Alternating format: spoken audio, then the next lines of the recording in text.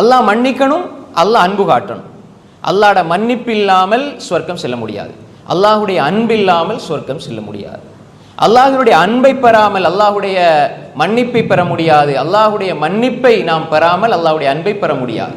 அல்லாஹுடைய அன்பும் தேவை, அல்லாஹுடைய அருளும் தேவை, அல்லாஹுடைய மன்னிப்பும் தேவை. மனிதன் பாவம் செய்யக்கூடியவன், எனவே அல்லாஹ் மன்னித்து கொண்டே இருக்கிறான், மன்னிக்கக்கூடியவன். நாம் நன்மை செய்கிறோம், ஆனால் அந்த நன்மை சுவர்க்கத்துக்கு போதாது.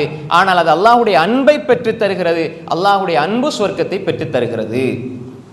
எனவே அல்லாஹு தாலா இதை இரண்டையும் சேர்த்து சொல்கிறான். அப்ப இந்த வசனத்தில் இருந்துதான் அல்லாஹ் கஃபூர், அல்லாஹ் ரஹீம். சூரா ஜுமர் 53வது வசனத்தில் அல்லாஹ் சொல்கிறான் அல்லாஹ் கஃபூர், அல்லாஹ் மன்னிக்க கூடியவன், அல்லாஹ் இறக்க முடியவன்.